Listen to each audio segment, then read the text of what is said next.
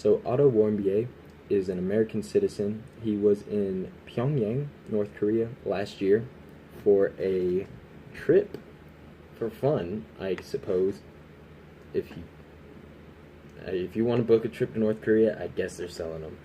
Now, he booked it through actually a Chinese travel agency, and they've been since contacted and released a statement saying that they had warned Warmbier in advance that you don't fuck around in North Korea, and this is why.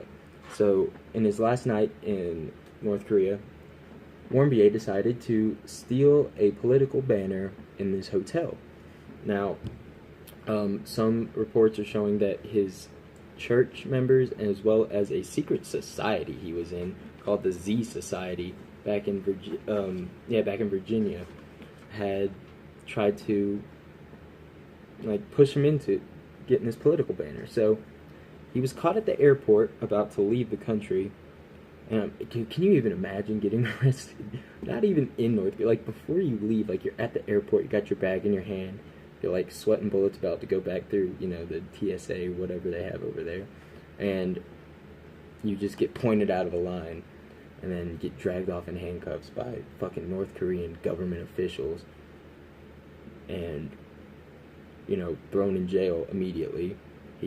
This was in January. He ended up going to trial in February of last year, where he was sentenced to 15 years of hard labor for what he did. And he went to trial. It was 60 minutes, and they found him guilty. So, a faux trial, a sham trial.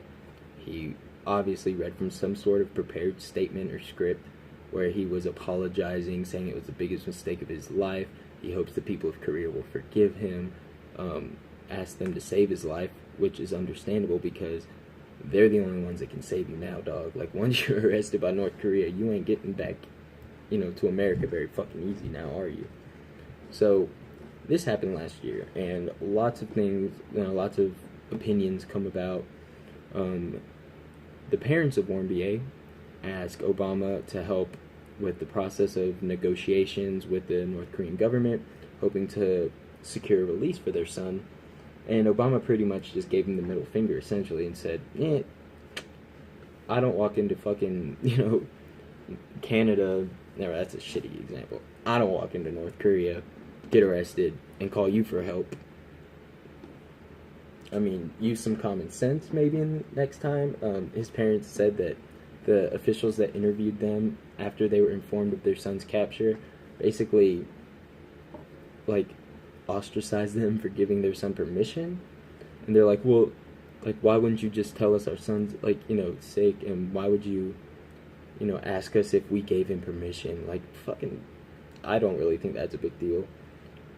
I think it's actually kind of a logical thing to ask somebody, but that's that. I mean, that's a small thing in the grand scheme of everything that's happened since then. So he was scheduled to 15 years of hard labor after his trial, and come to find out, kid wasn't doing good in jail. Swedish ambassadors or officials that are in the country of North Korea act as a proxy between us and the country of North Korea, so that we're able to talk through them. And obviously, because we don't have great foreign relations with the country, who would have thought? So, poor kid, dude. He gets fucking 15 years of hard labor, gets in jail, and then apparently right after he got in jail, he was in a coma. Now, this is according to DPRK officials.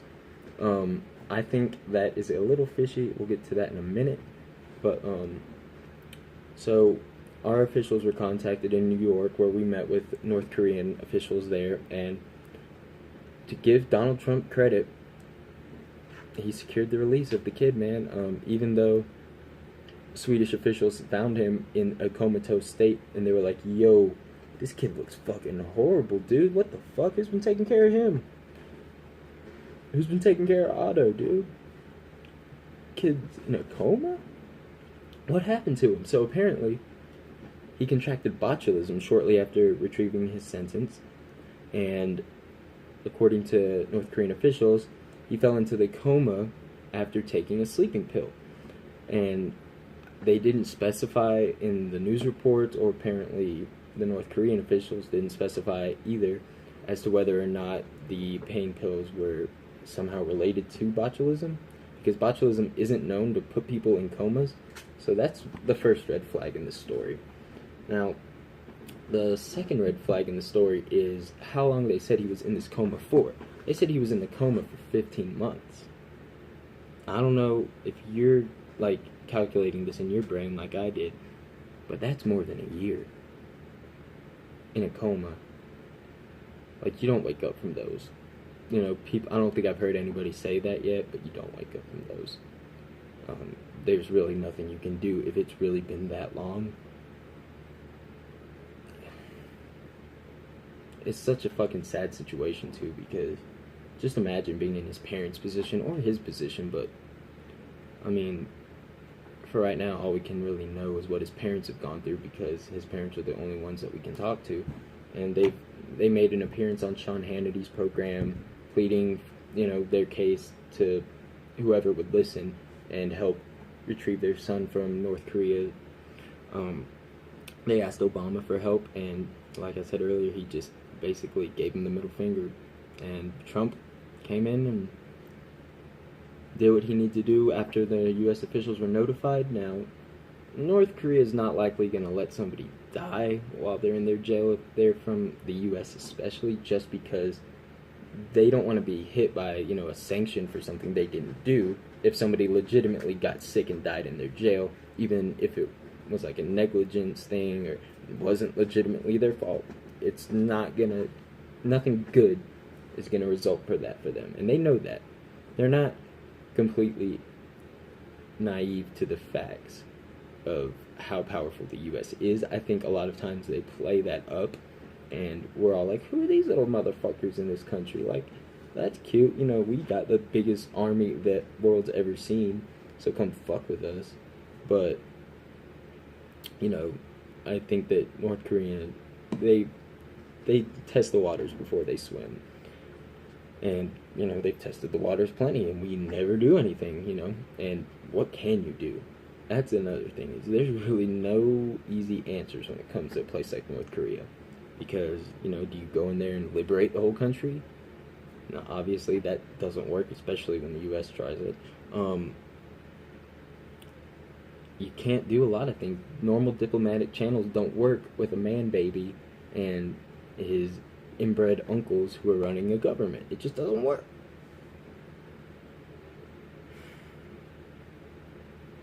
So, he was returned back home last night. Warmbier was. He's in the hospital.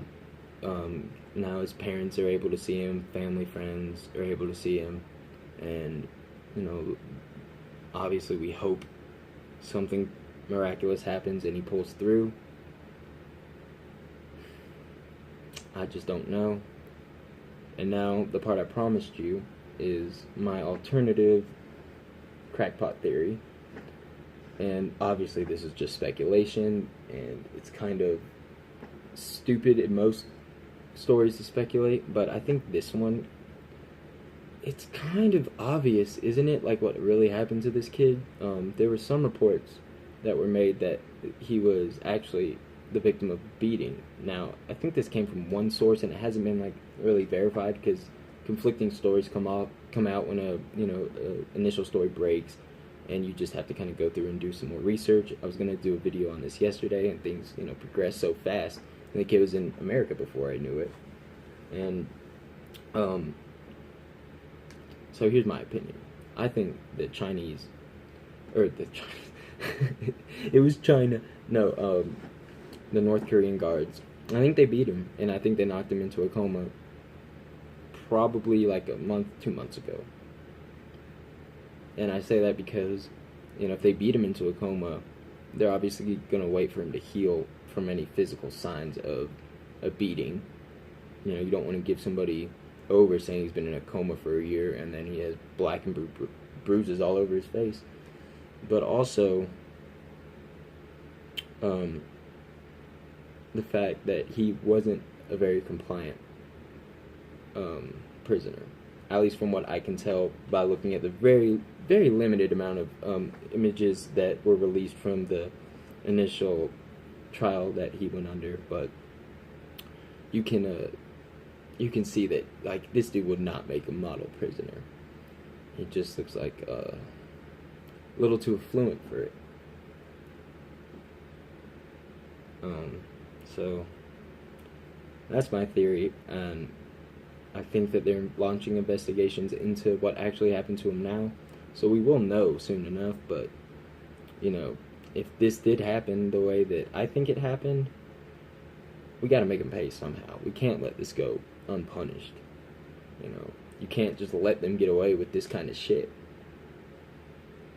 And I think you use this as a leverage chip, if you've ever had one, to get the other 3 Americans that are in North Korea back home. So, I know it's been a long video. If you've watched it this long, congratulations, you are awesome. And thank you. Please subscribe, like, comment, share. And tell a friend. Yeah, that's a new one. Tell a friend about this if you like my show. And yeah, stay tuned. We will be back with more stories. Peace out. Love you guys.